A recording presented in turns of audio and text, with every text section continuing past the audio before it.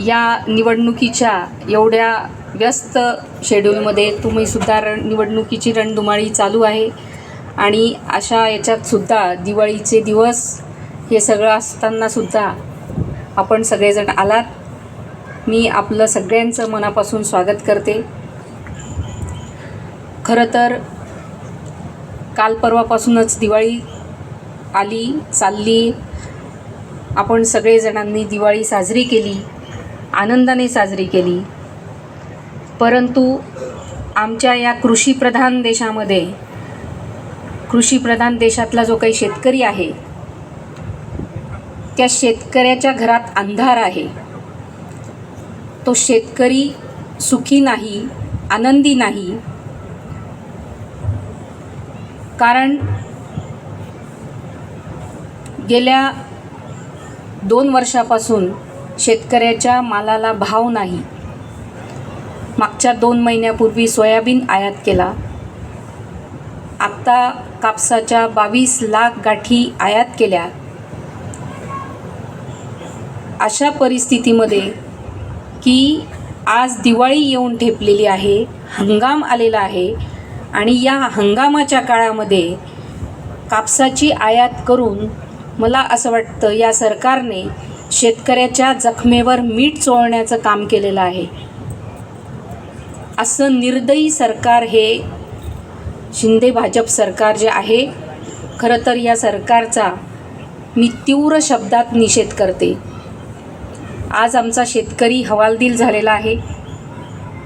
जेव्हा त्यांनी बघितलं की कापसाच्या म्हणजे कापूस त्याचा उत्पन्न शेतातून त्याच्या घरात आलेलं आहे आणि अशा परिस्थितीमध्ये कापसाच्या गाठी आयात करणं, जे त्याच्या तोंडात आलेला घास हिसकावून घेण्याचं काम या सरकारने केलेलं आहे. म्हणून खरं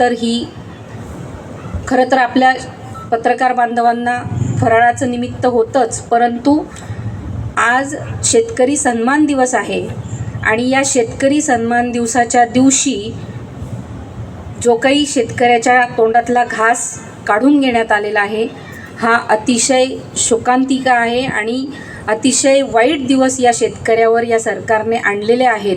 हे या खरं पत्रकार परिषदेच्या माध्यमातून आपल्यापर्यंत पोहोचवायचं होतं आणि आपल्या माध्यमातून संबंध शेतकऱ्यांपर्यंत हे पोहोचवण्याचं एक निमित्त होतं.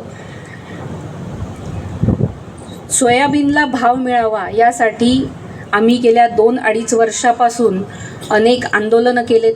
आपण सगळेजण बघत आहात, आपण सगळेजण साक्षीदार आहात.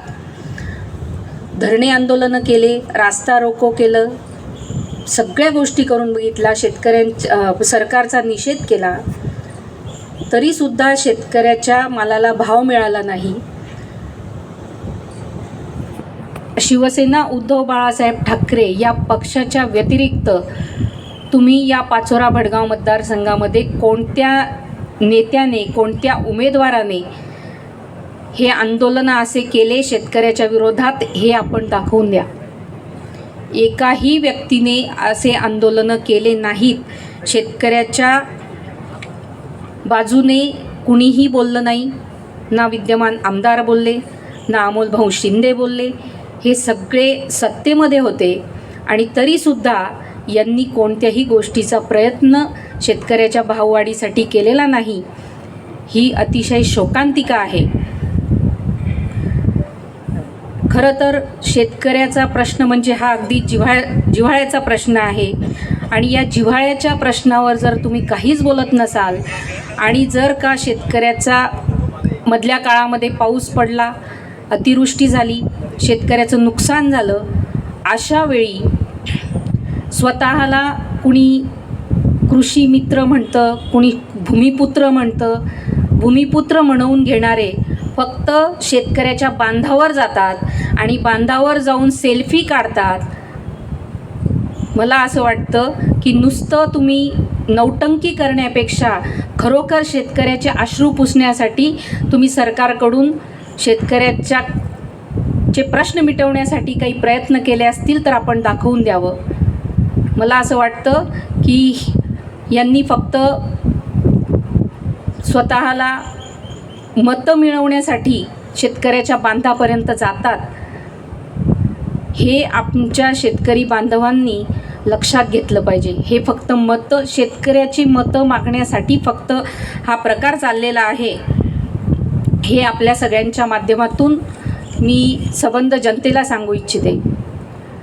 दुसरा विषय महत्त्वाचा, विद्यमान आमदारांनी 3000 कोटीचा विकास केल्याचा जो काही दंडोरा पिटवला, जर तुम्ही 3000 कोटीची कामं केलेली आहेत तरीसुद्धा तुम्हाला वैशाली सूर्यवंशी नावाचा उमेदवार शोधून आणून उभा करावा लागतो. ही किती भयानक प्रकार आहे. याच्यातच तुम्हाला लक्षात आलं आहे की इथं आता माझी हार होणार आहे, म्हणून हा केविलवाणा प्रयत्न त्यांनी केलेला आहे. त्या दिवशी आपण सगळेजण होतात, उमेदवारी अर्ज भरण्याच्या शेवटच्या दिवशी किती भयानक प्रकार पाचोरा प्रांत कार्यालयात जो घडला, ही पाचोरा भडगावची संस्कृती नाही. 2 गटांमध्ये ज्या पद्धतीने मारामाऱ्या झाल्या, ज्या पद्धतीने गुंडगिरी झाली, ती गुंडगिरी या पाचोरा भडगाव मतदारसंघामधून संपवण्यासाठी सगळ्या चांगल्या लोकांना, चांगल्या विचाराच्या लोकांना एकत्र येणं गरजेचं आहे. ह्यांच्या पायाखालची वाळू घसरते आहे म्हणून हा प्रकार केलेला आहे.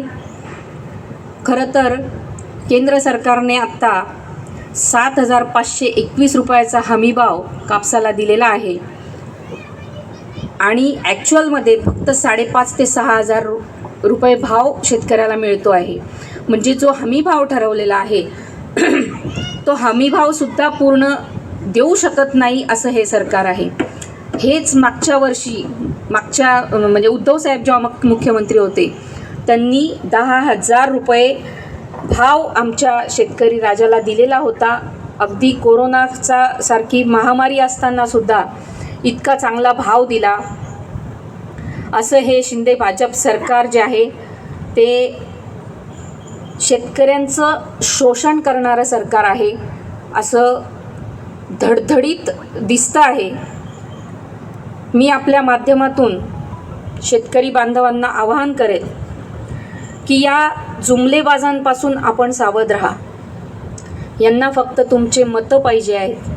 त्यांना माहिती आहे शेतकरी कुठेच जाणार नाही, म्हणून शेतकऱ्याला गृहीत धरलेलं आहे या जुमलेबाजांनी.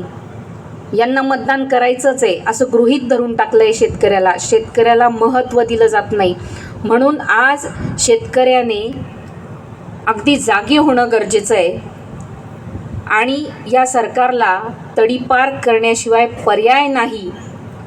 इथे जेवढेही उमेदवार आहे युतीमधले तेवढ्या सगळ्यांना तडीपार करण्याशिवाय पर्याय नाही. हे मी शेतकरी बांधवांना अगदी विश्वासाने सांगते की आपण जर का आता यांना निवडून दिलं तर आपल्याला पुढचे 5 वर्ष रडण्यासाठीच रडावंच लागेल. अशा पद्धतीचे 5 वर्ष राहतील. म्हणून आपल्याला जर चांगले दिवस आणायचे असतील तर आपण विचारपूर्वक मतदान केलं पाहिजे. जसं मी आता 2-2.5 वर्षापासून आपण बघत आहात, मी शेतकरी बांधवांसाठीच आज मी शेतकऱ्यांवर का बोलते, कारण की शेतकरी सन्मान दिवस आज आहे. मी गेल्या 2-2.5 वर्षापासून शेतकऱ्यांवरच काम करते आहे, तरुणांवर करते आहे, महिलांवर करते. माझे वडील तात्यासाहेब त्यांनी आयुष्यभर शेतकऱ्यांसाठी स्वतःला वाहून घेतलं. त्या पद्धतीने मी सुद्धा शेतकऱ्यांचे प्रश्न विधानसभेत पोहोचवण्यासाठी माझा 100% प्रयत्न असेल. कारण मी सुद्धा स्वतः कृषी पदवीधर आहे, म्हणून शेतकऱ्यांच्या समस्या, शेतकऱ्यांच्या भावना ह्या सगळ्या मी समजू शकते. त्यामुळे मी आपल्या माध्यमातून शेतकरी बांधवांना सांगेल की मतदान करताना आपल्या हिताचं जे असेल त्याच व्यक्तीला मतदान करा आणि मतदान करताना आपण सगळ्यांनी शिवसेना उद्धव बाळासाहेब ठाकरे, शरदचंद्रजी पवारसाहेब, सोनियाजी म्हणजेच महाविकास आघाडीच्या उमेदवारालाच आपण मतदान करावं आणि मतदानरूपी आशीर्वाद द्यावेत हे मी आपल्या सगळ्यांच्या माध्यमातून विनंती करते. कारण की शेतकरी बांधव हा काही फक्त गृहीत धरणारा विषय नाही, हा जगाचा पोशिंदा आहे, भारतीय अर्थव्यवस्थेचा कणा आहे आणि त्याची जी काही थट्टा मांडलेली आहे आज सरकारने, तर या शेतकऱ्याने आता जागं होण्याची खरं वेळ आलेली आहे. खरं तर आता विधानसभा निवडणूक लागलेली आहे. हे समोरचे जे काही उमेदवार आहेत, हे तुमच्या गावामध्ये आल्यानंतर मला असं वाटतं त्यांना गावात घुसल्याबरोबर जाब विचारा. गावात घुसताना जाब विचारा की मागच्या 2-2.5-3 वर्षापासून आम्ही कापसासाठी भाव मागतोय, सोयाबीनसाठी भाव मागतोय. तुम्ही त्याच्यासाठी काय केलं? तुम्ही सत्तेत होतात, तुम्ही कधी आवाज उठवला का? तुम्ही कधी जाऊन प्रयत्न केला का?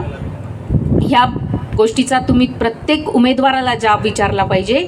ही मी शेतकरी बांधवांना मी विनंती करते की आपण सगळ्यांनी, पुनश्च एकदा सांगते की आपण सगळ्यांनी मतदान करताना व्यवस्थित विचार करावा. केंद्राची निवडणूक आपल्या हातून गेलेली आहे, परंतु राज्यात चांगले दिवस आणायचे असतील तर आपल्याला महाविकास आघाडीशिवाय पर्याय नाही. ही मी आपल्या माध्यमातून सगळ्या नागरिकांना विनंती करते. आणि आज पाडवा आहे. सबंध या पाचोरा भडगाव मतदारसंघातील सर्व जनतेला, माता भगिनी बांधवांना, तरुणांना मी दिवाळीच्या मनापासून शुभेच्छा देते. आणि आपल्या आयुष्यातला जो काही अंधार आहे तो अंधार मिटून या नवीन वर्षात आपल्या आयुष्यामध्ये भरभराटी, आनंद आणि आरोग्यमय जावं ही मी विनंती, ही परमेश्वराजवळ मी प्रार्थना करते. आणि इथेच थांबते. धन्यवाद. जय हिंद, जय महाराष्ट्र.